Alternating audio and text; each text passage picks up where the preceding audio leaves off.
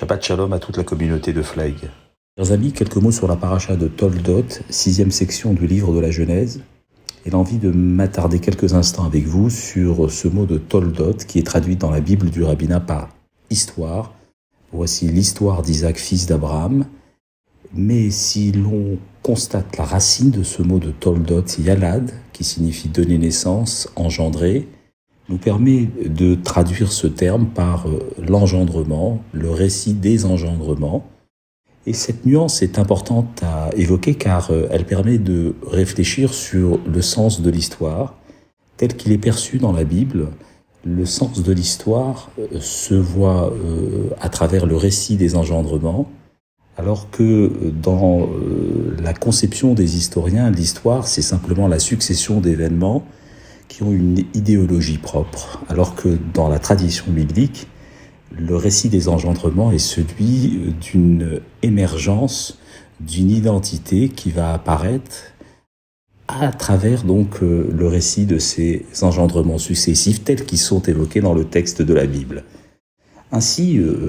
cela nous amène à évoquer ce mot de Toldot et la manière dont il est retranscrit dans le texte de la Bible. On s'aperçoit qu'il est retranscrit de 4 manières différentes, avec celle de l'inclusion d'un vav qui apparaît au début du mot et un vav qui peut apparaître aussi à la fin du mot. Il y a dans le texte de la Bible à 2 reprises le mot de Toldot dans sa forme pleine, c'est-à-dire avec 2 vav au début et à la fin du mot. Il y a 7 fois dans le texte de la Bible le vav qui apparaît au début du mot, 3 fois le vav apparaît à la fin du mot, et il y a le mot de Toldot qui apparaît sans vav du tout, qu'une seule fois dans le texte de la Bible. J'aimerais, pour vous faire comprendre cette nuance, avec cette notion de vav, revenir sur le texte de la Genèse, et donc sur le 3e verset du chapitre 1, sur cet instant, en tout cas la première parole divine, celle où il est question de faire venir de la lumière dans le monde, Yehi Or, l'exigence du divin que la lumière éclaire le monde, et l'on voit juste après Vaïhi Or, et la lumière fut. Et ce qui distingue ce début du verset et la fin du verset, Yehi Vaïhi, c'est justement ce Vav qui est la liaison entre le haut et le bas, la liaison entre le projet et l'émergence, ou en tout cas la concrétisation de ce projet créatif. Cette idée nous amène à réfléchir et à revenir sur le mot de Toldot, et ceci nous permet d'expliquer qu'en fait le vav du début du mot de Toldot, c'est l'idée de projet qui est en germe, c'est l'idée de potentiel,